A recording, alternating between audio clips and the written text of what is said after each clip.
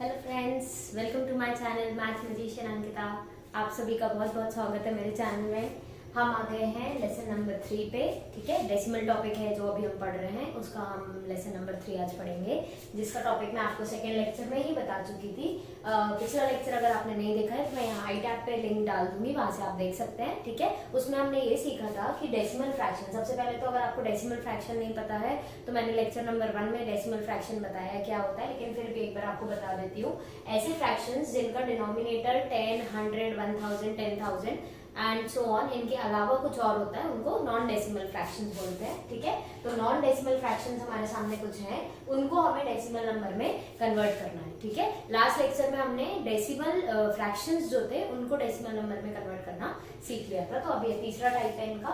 ठीक है, अब देखिए क्या हो रहा है। सबसे पहले हम यहाँ पर आप देख रहे होंगे 25 है, 125 है, ऐसे सच नंबर्स हैं जिनको अब हम क्या करने वाले हैं, सबसे पहले हम इनको कन्वर्ट करेंगे किसमें, डेसिमल फ्रैक्शन में। ठीक है, डेसिमल फ्रैक्शन में कन्वर्ट करने के लिए हम एक टॉपिक का यूज करेंगे जिसका नाम है इक्विवेलेंट फ्रैक्शन का कॉन्सेप्ट। ठीक है, अगर इक्विवेलेंट फ्रैक्शंस आपको नहीं पता है तो आप मेरे फ्रैक्शन प्लेलिस्ट में जाइए और वहां पे अच्छे से आप समझ सकते हैं। ठीक है, अब एक चीज जो आपको याद रखनी है वो ये है कि 25 को मैं किस नंबर से मल्टीप्लाई करूं कि वो 10, 100 या 1000 के फॉर्म में आ जाए। तो 10 तो छोटा है 25 से, तो अब हम अगला जो है वो है 100। तो हम ऐसा कोई नंबर ढूंढने का ट्राई करेंगे जिससे 25 क्या बन जाए, 100 बन जाए। ठीक है, तो मेरे को ऐसा नंबर पता है 4। ठीक है, तो अब मैं क्या करने वाली हूँ, इस नंबर को जो हमें फ्रैक्शन गिवन था उसको मल्टीप्लाई करने वाली हूँ ऊपर और नीचे दोनों किससे, 4 से। ये कॉन्सेप्ट होता है इक्विवेलेंट फ्रैक्शन का कॉन्सेप्ट। अब देखिए क्या बन गया ये, 18 4 होता है 72, 72 अपॉन 100।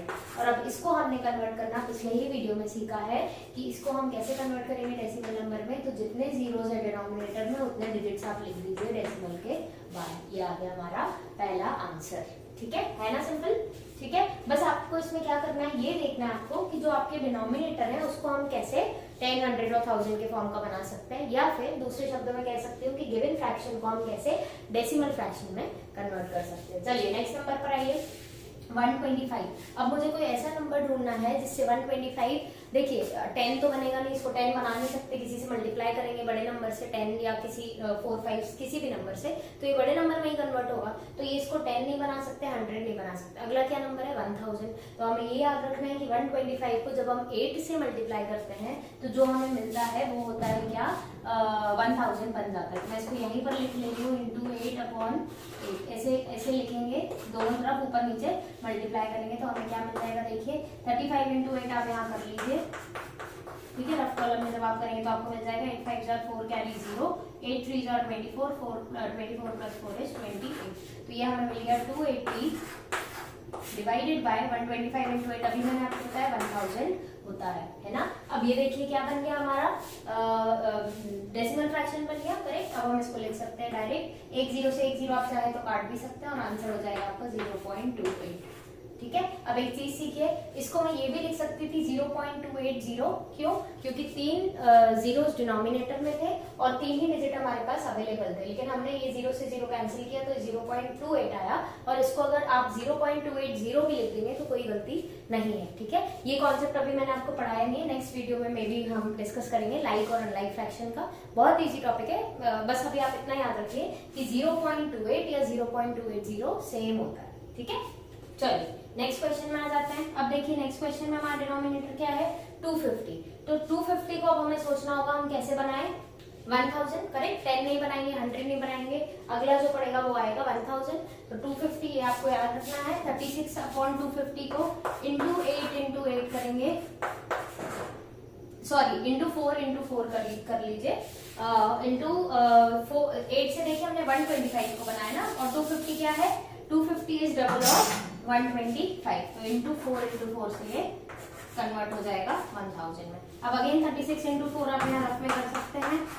देखिए 6 4 जार 2 कैरी 4 और 4 3 जार 12, 12 प्लस 2 14। ठीक है, तो 36 4 जार आ गया 144 और 254 जार होता है 1000। ठीक है, अब देखिए अगेन ये सिंपल सी चीज बन गई, 3 डिजिट्स हैं डिनोमिनेटर में और 3 डिजिट्स हैं, 3 जीरोस हैं डिनोमिनेटर में और 3 डिजिट्स हैं न्यूमरेटर में, तो हो जाएगा 0.14। ठीक है, ये इसका आंसर हो जाएगा। ठीक है, तो आपको बेसिकली बस ये सोचना है डिनोमिनेटर देख के कि हम किस नंबर से उसको मल्टीप्लाई करें कि वो डेसिमल फ्रैक्शन में कन्वर्ट हो जाए। अगला क्वेश्चन देखिए, ये बहुत सिंपल है, आपको सबको पता होगा 50 को किससे मल्टीप्लाई कर सकते हैं, 10 नहीं बनाएंगे, क्या बनाएंगे 100। तो ये क्वेश्चन मैं आपको होमवर्क के लिए छोड़ दे रही हूँ, आप सॉल्व करिए और कमेंट बॉक्स में कमेंट करके बताइए कि इसका क्या आंसर होगा। बहुत ईजी है, 50 को 100 कैसे बनाना है सबको आता होगा आई थिंक। ठीक है, अगले क्वेश्चन पे आते हैं 20।